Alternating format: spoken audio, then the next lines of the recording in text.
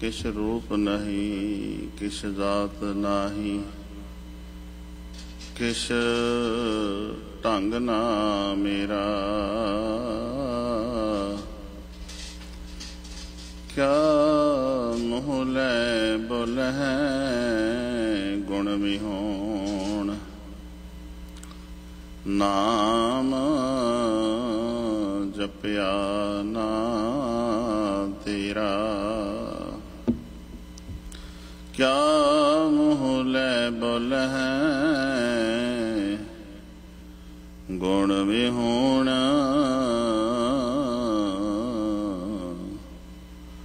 नाम जपया ना तेरा।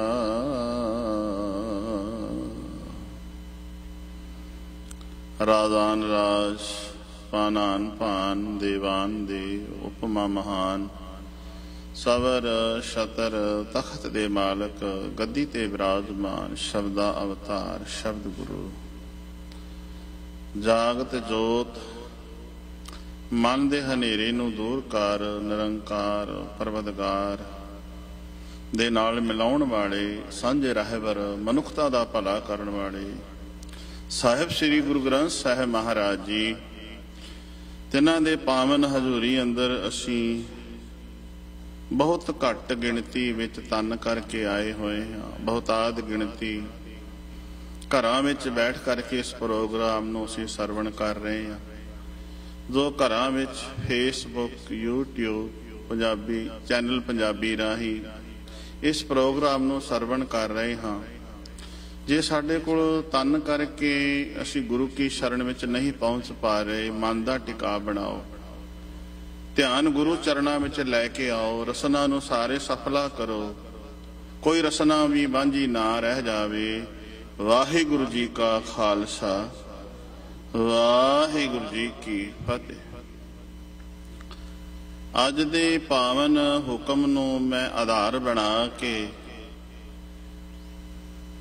कुछ इतिहास गुरु की बाणी राही जो कसवट्टी ते पूरा उतरदा है, उस नाल आप दे नाल मैं उस सांझ पावांगा।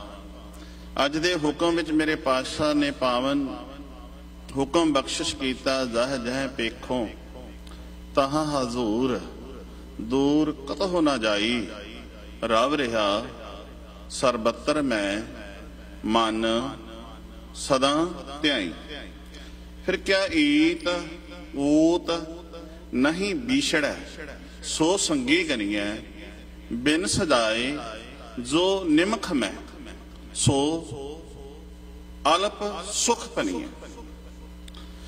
बिन सजाए जो निमख मैं इथे इस तुक ते रुकांगा कुछ। बिन सजाए जो निमख मैं, निमख किनू कहंदे ने? समय दी इकाई गिणना। अख दा झमकण जितना जिहड़ा समा है ना, इनू एक निमख कहने। जिवें पल छिन निमख घड़ियां फिर दिन पैर, ये एक समा सी उदों। जिवें आपां रोज पढ़दे हैं विस्से चसिया घड़िया पहरा थित्ती वारी मां होवा सूरज एको रोता नेक। निमख तो भाव है एक अख दा फरकना। मेरे पातशाह जी कहंदे ने बिन सजाए, बिनस तो भाव है जिहड़ा सुख एक पल दे विच रंग विच, जिन्हों सीधा जा पंजाबी विच असीं कह लैंदे हां भंग पै गया।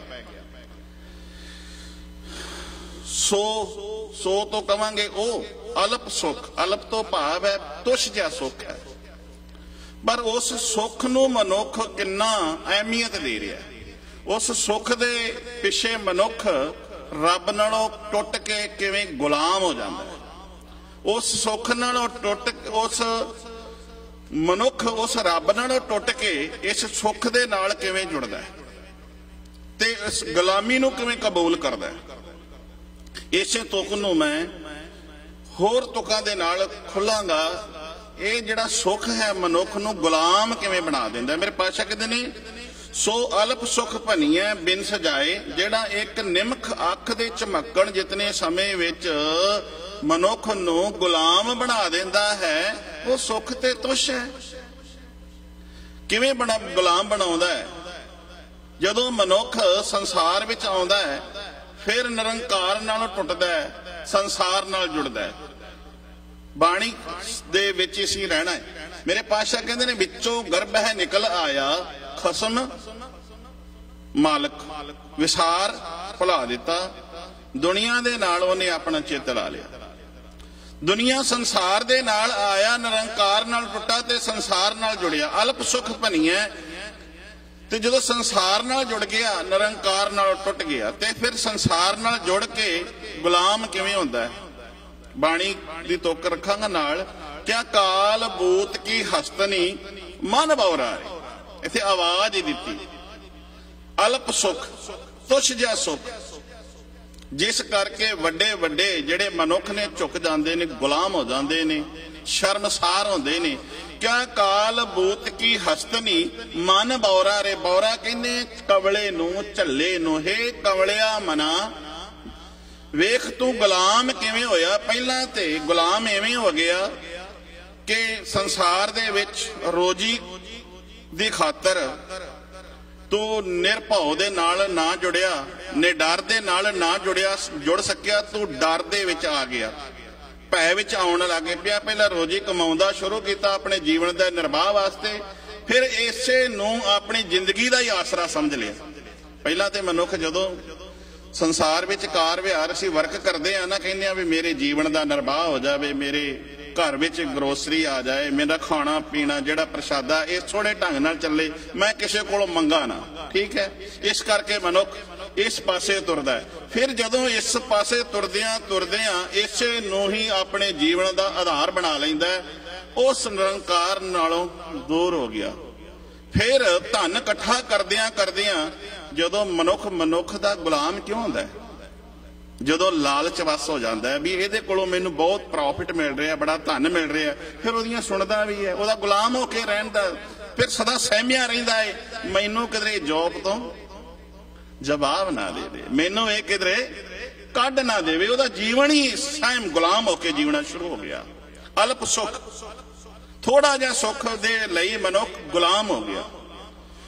ਮੇਰੇ ਸਾਹਿਬ ਜੀ, ਮੈਂ ਇਹ ਅੱਜ ਦੇ ਧਾਰਮਿਕ ਆਗੂਆਂ ਤੇ ਲਿਆਉਣਾ ਹੈ ਕਿਉਂਕਿ 1984 ਚੱਲ ਰਹੀ ਹੈ, ਅਸੀਂ ਕਿੱਦਾਂ ਗੁਲਾਮ ਹੋਏ ਆ। ਧਾਰਮਿਕ ਆਗੂ ਜਿਨ੍ਹਾਂ ਦੇ ਵਿੱਚ ਅਸੀਂ ਵੀ ਤੇ ਜਿਹੜੇ ਸਾਡੇ ਲੀਡਰ ਜਿਹੜੇ ਸਾਨੂੰ ਲੀਡ ਕਰ ਰਹੇ ਨੇ, ਸਾਨੂੰ ਜਿਹੜੇ ਲੀਡ ਕਰ ਰਹੇ ਨੇ ਲੀਡਰ, ਜਿਨ੍ਹਾਂ ਵਿੱਚ ਧਾਰਮਿਕ ਆਗੂ ਵੀ ਆ ਗਏ, ਲੀਡਰ ਵੀ ਆ ਗਏ, ਕਿਵੇਂ ਗੁਲਾਮ ਹੁੰਦੇ ਨੇ, ਕਿਵੇਂ ਉਹ ਵਿਕ ਜਾਂਦੇ ਨੇ, ਕਿਵੇਂ ਉਹ ਮਨੁੱਖਤਾ ਨੂੰ ਜੋ ਸਹੂਲਤਾਂ ਪ੍ਰੋਵਾਈਡ ਕਰਵਾਉਣੀਆਂ ਚਾਹੀਦੀਆਂ ਨੇ ਉਹ ਨਹੀਂ ਕਰਾ ਪਾਉਂਦੇ, ਕਿਵੇਂ ਉਹ ਲਾਲਚ ਵਸ ਹੋ ਜਾਂਦੇ ਨੇ। ਅਲਪ ਜੇ ਤੁਛ ਜੇ ਸੁੱਖ ਦੇ ਪਿੱਛੇ ਮਨੁੱਖ। ਮੇਰੇ ਸਾਹਿਬ ਜੀ ਕਹਿੰਦੇ ਨੇ ਕਾਲ ਬੂਤ ਕੀ ਹਸਤਨੀ ਮਨ ਬੌਰਾ ਰੇ। ਹੇ ਕਮਲਿਆ ਮਨਾ ਬੇਸਮਝਾ। ਆ ਜਿਹੜਾ ਹਾਥੀ ਹੈ ਨਾ ਬੜਾ ਬਲਵਾਨ ਹੈ, ਬੜਾ ਤਾਕਤਵਰ ਹੈ, ਪਰ ਇਹਨੂੰ ਜਦੋਂ ਗੁਲਾਮ ਕੀਤਾ ਜਾਂਦਾ ਹੈ ਉਦੋਂ ਪਤਾ ਕੀ ਹੈ, ਇਸ ਦੇ ਸਾਹਮਣੇ ਇੱਕ ਕਾਗਜ਼ ਦੀ ਹਥਣੀ ਬਣਾ ਦਿੱਤੀ ਜਾਂਦੀ ਹੈ। ਕਾਗਜ਼ ਦੀ ਹਥਣੀ ਬਣਾ ਕੇ ਟੋਇਆ ਪੁੱਟ ਕੇ ਛੰਨ ਜੀ ਬਣਾ ਕੇ ਉਹਦੇ ਉੱਤੇ ਢਾਂਚਾ ਜਿਹਾ ਹਸਣੀ ਦਾ ਖੜਾ ਕਰ ਦਿੱਤਾ ਜਾਂਦਾ ਹੈ ਤੇ ਜੰਗਲਾਤ ਦੇ ਵਿੱਚੋਂ ਹਾਥੀ ਨਿਕਲਦਾ ਹੈ। ਉਹ ਕਾਮ ਵਸ ਹੋਇਆ ਤੁਛ ਜਿਹਾ ਸੁਖ, ਤੇ ਕਾਮ ਵਸ ਹੋ ਕੇ ਉਹਨੂੰ ਦਿਸਣੋਂ ਹਟ ਜਾਂਦਾ ਹੈ। ਜਿਵੇਂ ਆਪਾਂ ਕਹਿੰਦੇ ਆ ਇਹ ਕਾਮੀ ਪੁਰਸ਼ ਅੰਨਾ ਹੋ ਗਿਆ, ਭਾਵ ਅੱਖਾਂ ਤੋਂ ਉਹਨੂੰ ਦਿਸਦਾ ਹੈ, ਉਹਦੀ ਮੱਤ ਮਾਰੀ ਜਾਂਦੀ ਹੈ, ਉਹਦੀ ਜਿਹੜੀ ਹੈ ਸੁਰਤ ਹੈ ਉਹ ਕੰਮ ਨਹੀਂ ਕਰਦੀ। ਜਦੋਂ ਕੰਮ ਨਹੀਂ ਕਰਦੀ ਤੇ ਉਹ ਆਪਾ ਗਵਾ ਪੈਂਦਾ ਹੈ। ਮੇਰੇ ਸਾਹਿਬ ਜੀ ਕਹਿੰਦੇ ਨੇ ਮਨ ਬੌਰਾ ਰੇ। ਹੇ ਮਨਾ ਬੇਸਮਝਾ ਕਾਲ ਬੂਤ ਕੀ ਹਸਤਨੀ। ਕਾਲ ਬੂਤ ਤੋਂ ਭਾਵੇਂ ਕਲਬੂਤ, ਕਲਬੂਤ ਹਾਥੀ ਨੇ ਵੇਖਿਆ ਹਥਣੀ ਦਾ, ਉਸ ਪਾਸੇ ਗਿਆ ਤੇ ਟੋਏ ਦੇ ਵਿੱਚ ਡਿੱਗ ਪਿਆ। ਗੁਲਾਮ ਹੁੰਦਾ, ਵੇਖੋ ਕਿਵੇਂ ਗੁਲਾਮ ਹੁੰਦਾ।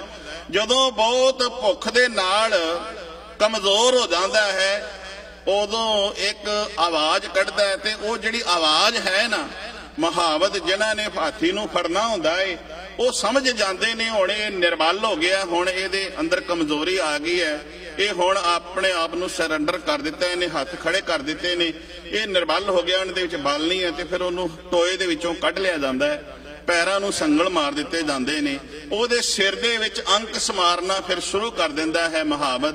ਅੰਕਸ ਮਾਰ ਮਾਰ ਕੇ ਉਹਨੂੰ ਆਪਣੀ ਈਨ ਕਬੂਲ ਕਰਾ ਲੈਂਦਾ ਹੈ।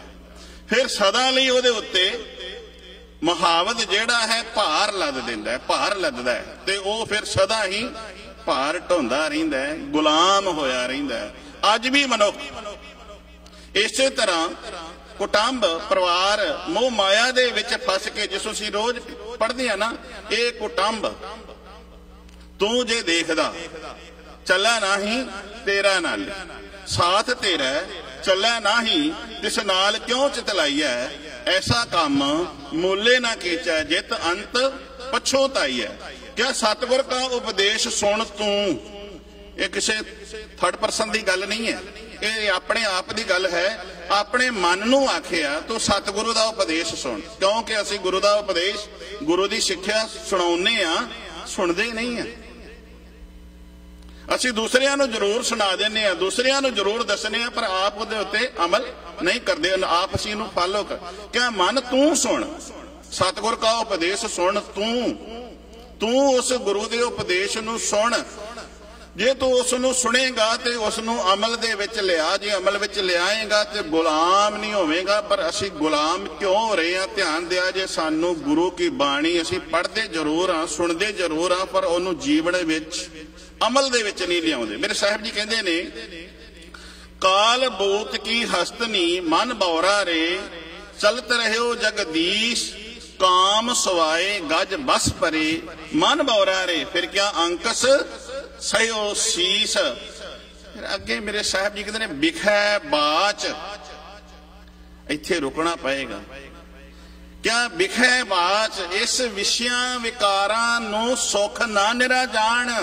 ਜਿਨ੍ਹਾਂ ਨੇ ਇਸੇ ਵਿਕਾਰਾਂ ਨੂੰ ਨਿਰਾ ਸੁੱਖ ਸਮਝ ਲਿਆ ਨਾ, ਉਹ ਸਦਾ ਗੁਲਾਮ ਹੋ ਜਾਂਦੇ ਨੇ, ਜਿਵੇਂ ਇੱਕ ਹਾਥੀ ਗੁਲਾਮ ਹੋ ਗਿਆ।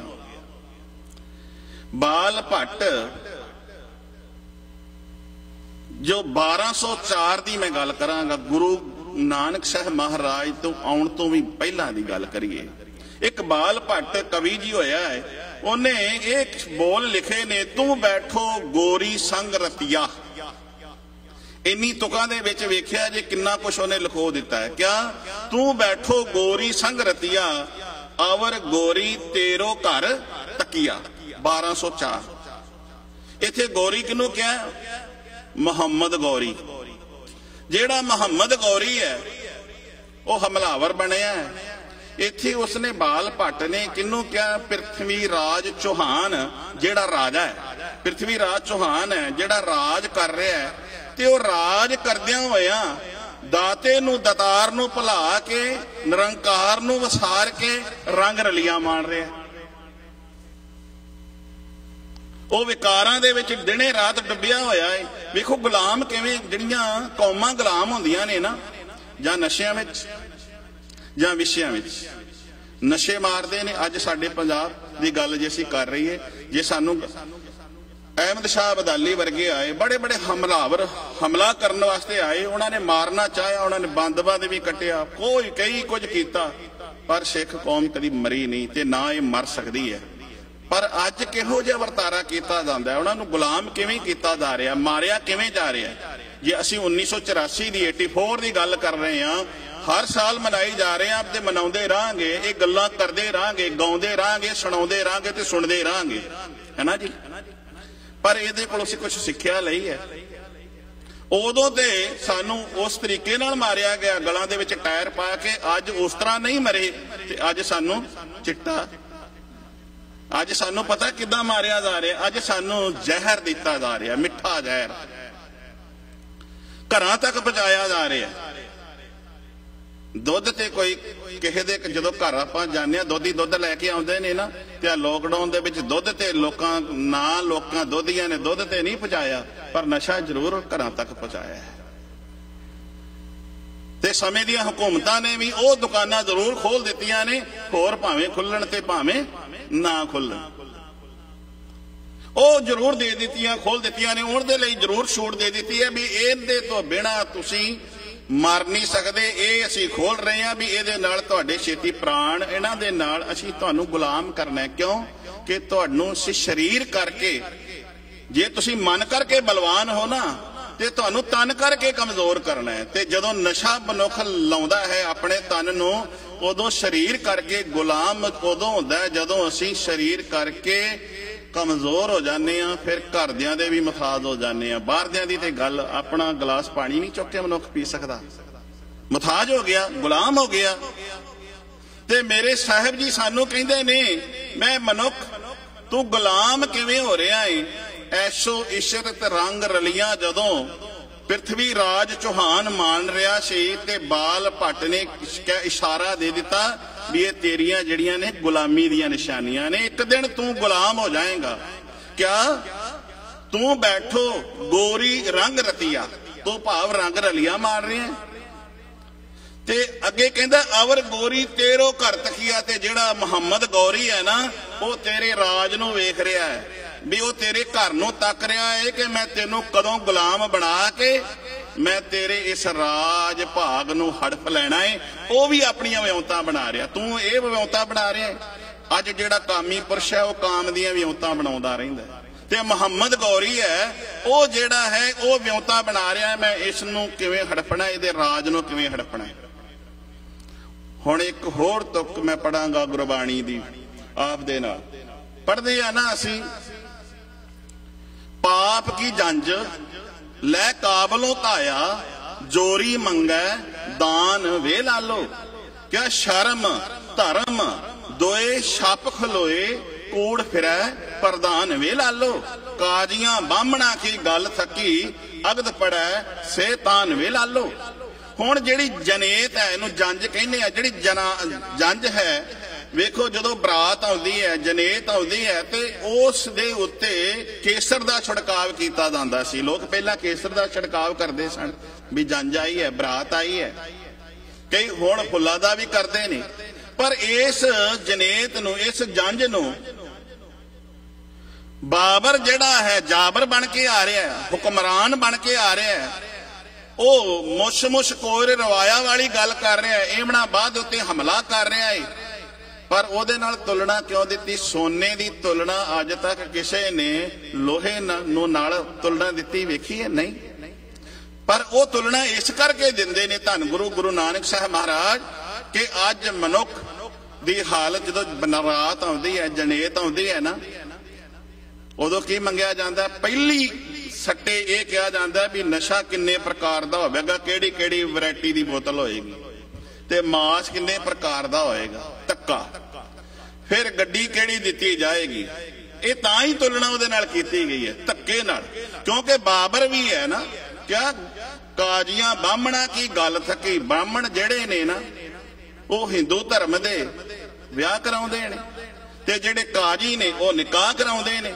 हुण ना काजी रहे ते ना ब्राह्मण रहे, कूड़ फिरै कूड़, शैतान निकाह पढ़ रहे ने। भाव हमलावर आए ने, बाबर दे फौजी जेड़े आए ने हमलावर बन गए ने ते धक्के नाल हिंदुस्तान दी कन्या दा दान मांग रहे ने। कन्यादान तो भाव है ब्राह्मण हिंदू जेड़े ने वो कन्यादान करते ने। ये भारत नूं मान लो कन्या कह लो ते बाबर जाबर बन के आया है ते ये भारत नूं कन्यादान वांगू मंग रहा है, हमलावर होके आ रहा है।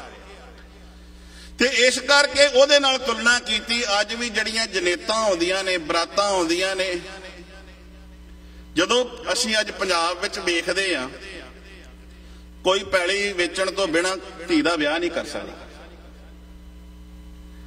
कोई करजई ना होवे, कोई बिरले दी मैं गल नहीं करदा, बहुत आद गिणती ये है पैली वेचो फिर बच्ची दा विआह कर। क्यों? पैली गहणे पाओ फिर धी दा आनंद कारज पढ़ाओ।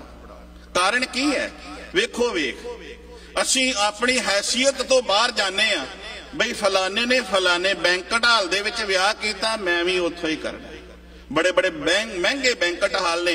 आज गुरु का सिख होवे, गुरु की बाणी पढ़ने वाला होवे ते ओ खुद खुशी क्यों करे? सानू खुद खुशियां करनियां क्यों पै रही ने? असी एक दूसरे नूं वेखदियां होया अपनी हैसियत तो बाहर। पहला लोग की जदों आनंद कारज हुंदे सन, विआह हुंदे सन, लोग एक दूसरे की हैल्प करते, घरां विचों दुध पहुंचा देना, एक एक घर विचों एक एक मंजा एक एक बिस्तरा मंगाउंदे सन। बई बरात आउणी है ते एक एक मंजा ते एक एक घर प्रति मंजा आवेगा ते बिस्तरा आवेगा, टेंट लाउणा, मंजे विछा देने, दोहरा विछा देनियां, उत्थे बरात ने बैठना है ना। फिर लंगर जदों असीं अज पंगत विच बैठ के लंगर छकदे आ, इस तरह लंगर छकाया जांदा सी। अज असीं वो बराता नहीं रहियां। अज धक्के दे नाल जोरी मंगे दान में ला लो, ना शर्म रहा ना धर्म रहा, ते फिर गुलाम होण दे चांस क्यों ना होण? असीं गुलामी वाले पासे क्यों आप जा रहे हैं? किसी नूं गुलाम नहीं बनाया जाता, मनुख अपने आप गुलाम बनता है। जदों असीं अज दे ये मैं गल ये तां कहांगा, मैं आप जी दे ये जेहन विच पाउणी चाहुंदा, जे असीं गुलामी तो छुटकारा पाउने आ तां साडे परिवारां दे विच भैणां होण, मावां होण, बीबियां, जिन्ने भी साडे परिवार दे घर दे मैंबर ने, सारे ही ये प्रचार करन, सारे ही ये ध्यान देण कि किसे दा पुत्तर वो साडा है, असीं ओनू नशे दे वेखिया जे नशा खा रहा है तो उन्होंने समझाइए, उन्होंने सीधे राह पाइए, उन्होंने अपने गल नाल लाइए। पर अज असीं ओ नहीं, अज असीं अपनी रोजी दे लई, अपने धन इकट्ठा करने वास्ते असीं उस दे घर तक जहर पहुंचा रहे हैं भी तू खा। मैं एक गल गुरुद्वारा बंगला साहिब लाइव ते कथा करदियां भी गल कही सी, जेड़ा अज नशा किसे दे घर तक, किसे दे बच्चियां तक पहुंचा रहा है, बई ये खाए ते मेरे घर पैसा आए।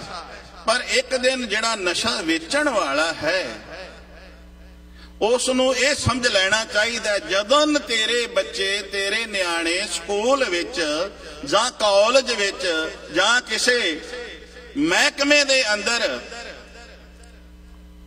ये बच्चे जेड़े ने तेरे उन्हां दी संगत करनगे जिन्हां नूं तूं नशे दे उत्ते लाया होया है, जदों उन्हां दे नाल बैठणगे, जदों उन्हां दी संगत करनगे, एक दिन ये भी उन्हां वर्गे हो जाणगे। ते जदन ये उन्हां वर्गे हो गए, जिवें उन्हां दे मापे अखां दे विच घसुन दे के रो रहे ने, ये ना होवे फिर तैनूं भी रोना पै जाए। ये ना होवे कि जिवें जी हालत उन्हां दी है उवें जी तेरी भी हो जाए। ये जड़ियां गल्लां सानू समझणियां चाहिए ने। गुलामी वाला जेड़ा है कॉन्सैप्ट मैं ये लिया है कि असी गुलाम क्यों हो रहे हैं। मेरे पातशाह दी बाणी पढ़न वाला रोज अपने मन नू कवे, काल बूत की हस्तनी मन बौरा रे, ये कवलिया चलिया हाथी वेख किड्डी ताकत वाला सी, पर काम वस हो के ओ गुलाम हो गया है। वेख मनुख धार्मिक लीडर जां धार्मिक आगू जेड़े ने ये समझण के लालच वस हो के असीं आप ते गुलाम, अपनी कौम नूं ते गुलाम नहीं कर रहे, असीं उन्हां दे नाल किते धक्का दे नहीं कर रहे। मेरे साहब जी सानू अज समझा रहे ने, बिखै बाच हर राच समझ मन बौरा रे। बिखै बाच, इस विकारां तो बच, इस लालच तो बच ते रब दे रंगां विच रंगिया रह। समझ मन बौरा रे, कमलिया मना तू समझ। जदों मां दी कुख दे विच बालक दा प्रवेश हुंदा है, अजे उहदा जन्म नहीं हुंदा, ते जदों जन्म नहीं हुंदा, जदों प्रवेश हुंदा है मां दे अस्तना दे विच दुध आ जांदा है। मां दे अस्तना विच दुध आ जांदा है। इसे तरह जे मनुख लालच वस हो के तू आप ते गुलाम हो रहा है, अपनी कौम नू गुलाम कर रहा है। कदी सोचिया है जदों तू संसार ते आया सी, जिस लालच वस हो के तू रब नू भुलाई बैठा है, जदों तू संसार ते आया सी केड़ा इंतजार कीता सी, केड़ा इंतजाम कीता सी। मां दी कुख विच आया सी, आउंदिया तैनू संसार विच जदों जन्म मिलिया तैनू दुध मिल गया। एक शायर ने बहुत सोहना लिखिया, जब दांत ना तब दूध दिया, दांत दिए क्या रोजी ना दे हैं। जदों दंद नहीं सन रब ने उदों तैनू मां दे कुख विचों जन्म लिया ते आउंदियां तैनू दुध मिल गया। जे तैनू अज दंद रब ने दिते ने कि रोजी नहीं देगा, तीन रोजी मिलेगी। अज असी गुलाम क्यों हो रहे हैं? कई लालच बस साडी आगू जेड़े ने, जदों उन्हां नूं लालच दे दिता जांदा है भी तेरी कुर्सी आ पक्की, तेरा अहुदा आ पक्का, तेरियां बसां दे परमिट इन्ने पक्के, तू सानू वोट पा दे। ਤੇ ਜਦੋਂ ਅਸੀਂ ਗਲਤ ਪਾਸੇ ਤੁਰ ਪਾਂਗੇ, ਜਦੋਂ ਅਸੀਂ ਉਹਨਾਂ ਦੇ ਨਾਲ ਮੋਢੇ ਨਾਲ ਮੋਢਾ ਮਿਲਾ ਲਵਾਂਗੇ, ਤੇ ਫਿਰ ਕੌਮ ਦੇ ਅਸੀਂ ਦੇਣਦਾਰ ਹੋਵਾਂਗੇ, ਕੌਮ ਨੂੰ ਆਪਣੀ ਖਾਤਰ ਅਸੀਂ ਗੁਲਾਮ ਕਰ ਦੇਵਾਂਗੇ। ਮੇਰੇ ਸਾਹਿਬ ਜੀ ਜਿਹੜੇ ਅੱਜ ਦੇ ਬਚਨ ਸਾਨੂੰ ਕਹਿ ਰਹੇ ਨੇ, ਜਿਵੇਂ ਮੈਂ ਆਪ ਨਾਲ ਇਹ ਤੁਕ ਸਾਂਝੀ ਕੀਤੀ, ਤੂੰ ਬੈਠੋ ਗੋਰੀ ਸੰਗ ਰਤੀਆ, ਔਰ ਗੋਰੀ ਤੇਰੋ ਘਰ ਤਕੀਆ। ਐ ਮਨੁੱਖ, ਤੂੰ ਤੇ ਐਸ਼ੋ ਇਸ਼ਰਤ ਵਿਸ਼ੇ ਵਿਕਾਰਾਂ ਦੇ ਰੰਗ ਰਲੀਆਂ ਮਾਣਨ ਵਾਸਤੇ ਵਿਕ ਗਿਆ ਏ, ਪਰ ਤੇਰੇ ਵਿਕਣ ਦੇ ਨਾਲ ਤੇਰੀ ਕੌਮ ਗੁਲਾਮ ਹੋ ਰਹੀ ਹੈ। ਮੁਹੰਮਦ ਸ਼ਾਹ ਗੌਰੀ ਜਿਹੜਾ ਹੈ, ਪ੍ਰਿਥਵੀ ਰਾਜ ਚੌਹਾਨ ਨੂੰ ਵੇਖ ਰਿਹਾ ਏ ਕਿ ਇਹ ਹੁਣ ਹਥਿਆਰ ਸ਼ਸਤਰ ਰੱਖ ਬੈਠਾ ਹੈ, ਇਹ ਕੇਵਲ ਤੇ ਕੇਵਲ ਕਾਮ ਵਸ ਹੋ ਕਰਕੇ ਵਿਕਾਰਾਂ ਦੇ ਵਿੱਚ ਦਿਨੇ ਰਾਤ ਡੁੱਬਿਆ ਰਹਿੰਦਾ ਏ। ਹੁਣ ਇਹ ਅੱਜ ਵੀ ਗੁਲਾਮ ਤੇ ਕੱਲ ਵੀ ਗੁਲਾਮ। ਮੇਰਾ ਕਹਿਣ ਤੋਂ ਭਾਵ ਹੈ, ਜਿਹੜੇ ਮਨੁੱਖ ਕੇਵਲ ਵਿਸ਼ਿਆਂ ਤੇ ਵਿਕਾਰਾਂ ਦੇ ਵਿੱਚ, ਐਸ਼ੋ ਇਸ਼ਰਤ ਦੇ ਵਿੱਚ, ਜਾਂ ਕੇਵਲ ਧਨ ਦੇ ਮਗਰ ਲੱਗੇ ਹੋਏ ਨੇ, ਉਹ ਆਪ ਗੁਲਾਮ ਤੇ ਉਹ ਆਪਣੀਆਂ ਕੌਮਾਂ ਨੂੰ ਵੀ ਗੁਲਾਮ ਕਰਦੇ।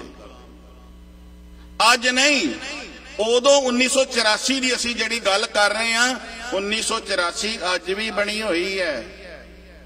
ਉਦੋਂ ਸਾਡੇ ਗਲਾਂ ਵਿੱਚ ਟਾਇਰ ਪਾ ਕੇ ਸਾੜਿਆ ਜਾ ਰਿਹਾ ਹੈ, ਅੱਜ ਸਾਡੇ ਘਰ ਤੱਕ ਚਿੱਟਾ ਪਹੁੰਚਾ ਕੇ ਮਾਰਿਆ ਜਾ ਰਿਹਾ ਹੈ, ਜ਼ਹਿਰ ਦੇ ਕੇ ਮਾਰਿਆ ਜਾ ਰਿਹਾ ਹੈ, ਅੱਜ ਚਿੱਟਾ ਪਹੁੰਚਾਇਆ ਜਾ ਰਿਹਾ। ਇਹੋ ਜਿਹੇ ਜਿਹੜੇ ਸਾਡੇ ਘਰਾਂ ਦੇ ਵਿੱਚ ਸਾਡੇ ਨੌਜਵਾਨ, ਜਿਹੜੀ ਪੀੜ੍ਹੀ ਹੈ, ਉਹਨਾਂ ਨੂੰ ਨਸ਼ੇ ਦੇ ਕੇ ਮਾਰਿਆ ਜਾ ਰਿਹਾ। ਤੇ ਜਿਹੜੀ ਸਾਡੀ ਨੌਜਵਾਨ ਪੀੜ੍ਹੀ ਹੈ ਨਾ, ਇਹ ਜਿਹੜੀਆਂ ਨੌਜਵਾਨਾਂ ਪੀੜ੍ਹੀਆਂ ਹੁੰਦੀਆਂ ਨੇ ਨਾ, ਨੌਜਵਾਨੀ ਜਿਹੜੀ ਹੁੰਦੀ ਹੈ, ਜਵਾਨੀ ਕੌਮ ਦੀ ਰੀੜ ਦੀ ਹੱਡੀ ਹੁੰਦੀ ਹੈ। ਤੇ ਜਦੋਂ ਰੀੜ ਦੀ ਹੱਡੀ ਸਾਧ ਸੰਗਤ ਟੁੱਟ ਜਾਏ ਨਾ, ਫਿਰ ਬਾਡੀ ਕਿਸੇ ਕੰਮ ਦੀ ਨਹੀਂ ਰਹਿੰਦੀ। ਜਦੋਂ ਰੀੜ ਦੀ ਹੱਡੀ ਤੋੜ ਦਈਏ, ਰੀੜ ਦੀ ਹੱਡੀ ਟੁੱਟੀ ਨਹੀਂ ਤੇ ਸਰੀਰ ਗਿਆ ਨਹੀਂ। ਇਹ ਰੀੜ ਦੀ ਹੱਡੀ ਤੇ ਹੀ ਸਰੀਰ ਚੱਲਦਾ ਹੈ। ਜਦੋਂ ਸਾਡੀਆਂ ਕੌਮਾਂ ਜਿਹੜੀਆਂ ਸੁੱਤੀਆਂ, ਸਾਡੇ ਆਗੂ, ਧਾਰਮਿਕ ਲੀਡਰ, ਧਾਰਮਿਕ ਆਗੂ ਸੁੱਤੇ ਰਹਿਣਗੇ, ਜਦੋਂ ਸਾਡੇ ਨੌਜਵਾਨ ਬੱਚਿਆਂ ਨੂੰ ਨਸ਼ਾ ਪ੍ਰੋਵਾਈਡ ਘਰ ਕਰਵਾਇਆ ਜਾਏਗਾ, ਸਾਨੂੰ ਫਿਰ ਟਾਇਰ ਪਾ ਕੇ ਸਾੜਨ ਦੀ ਲੋੜ ਨਹੀਂ, ਐਵੇਂ ਹੀ ਸੜ ਜਾਣਗੇ, ਐਵੇਂ ਹੀ ਮਰ ਜਾਣਗੇ। ਤੇ ਜੇ ਅਸੀਂ ਅੱਜ ਉਸ ਗੱਲ ਤੋਂ ਅਵੇਸਲੇ ਹਾਂ, ਅਸੀਂ ਪਹਿਰਾ ਨਹੀਂ ਦੇ ਰਹੇ, ਤੇ ਅੱਜ ਵੀ ਗੁਲਾਮ ਤੇ ਕੱਲ ਵੀ ਗੁਲਾਮ। ਅੱਜ ਅਸੀਂ ਕਹਿੰਦੇ ਹਾਂ ਸੁਤੰਤਰਤਾ, ਆਜ਼ਾਦੀ ਅਸੀਂ ਦਿਵਾਉਣ ਵਾਲਿਆਂ ਚੋਂ ਆਜ਼ਾਦੀ। ਅਸੀਂ ਅੱਜ ਵੀ 1984 ਦਾ ਜਿਹੜਾ ਇਹ ਅਸੀਂ ਪ੍ਰੋਗਰਾਮ ਮਨਾ ਰਹੇ ਹਾਂ, ਤੇ ਕੀ ਕਰਦੇ ਹਾਂ, ਅਸੀਂ ਅੱਜ ਇਨਸਾਫ ਮੰਗ ਰਹੇ ਹਾਂ। ਤੇ ਮੈਂ ਇੱਕ ਦਿਨ ਅੱਗੇ ਵੀ ਕਿਹਾ ਸੀ, ਇਹ ਕੌਮ ਮੇਰੇ ਬਾਪੂ ਨੇ ਇਨਸਾਫ ਦੇਣ ਵਾਲੀ ਬਣਾਈ ਹੈ, ਲੈਣ ਵਾਲੀ ਨਹੀਂ, ਮੰਗਣ ਵਾਲੀ ਨਹੀਂ ਹੈ। ਸ਼੍ਰੀ ਅਕਾਲ ਤਖਤ ਸਾਹਿਬ ਸ੍ਰੀ ਗੁਰੂ ਹਰਗੋਬਿੰਦ ਸਾਹਿਬ ਜੀ ਜਦੋਂ ਬੈਠਦੇ ਨੇ, ਉਹ ਇਨਸਾਫ ਦਿੰਦੇ ਨੇ, ਇਨਸਾਫ ਲੈਣ ਲਈ ਨਹੀਂ ਜਾਂਦੇ। ਖਾਲਸਾ ਸਤਿਗੁਰੂ ਜੀ ਨੇ ਸਾਜਿਆ ਹੈ, ਉਹ ਇਨਸਾਫ ਦੇਣ ਵਾਸਤੇ, ਇਨਸਾਫ ਲੈਣ ਵਾਸਤੇ ਨਹੀਂ। ਪਰ ਜੇ ਅਸੀਂ ਆਪਣੇ ਅਕੀਦੇ ਤੋਂ ਡੋਲ ਗਏ ਤੇ ਫਿਰ ਇਨਸਾਫ ਮੰਗਦੇ ਰਵਾਂਗੇ, ਫਿਰ ਇਨਸਾਫ ਸਾਨੂੰ ਮਿਲਣਾ ਵੀ ਨਹੀਂ ਹੈ। ਤੇ ਜੇ ਇਨਸਾਫ ਲੈਣਾ ਹੈ, ਤੇ ਕਵੀ ਜੀ ਭਾਈ ਸੰਤੋਖ ਸਿੰਘ ਜੀ ਲਿਖਦੇ ਨੇ, ਸ਼ਸਤਰ ਕੇ ਅਧੀਨ ਹੈ ਰਾਜ। ਜੇ ਇਨਸਾਫ ਲੈਣਾ ਹੈ ਨਾ, ਤੇ ਸ਼ਸਤਰ ਧਾਰਨ ਕਰਨਾ ਪੈਣਾ।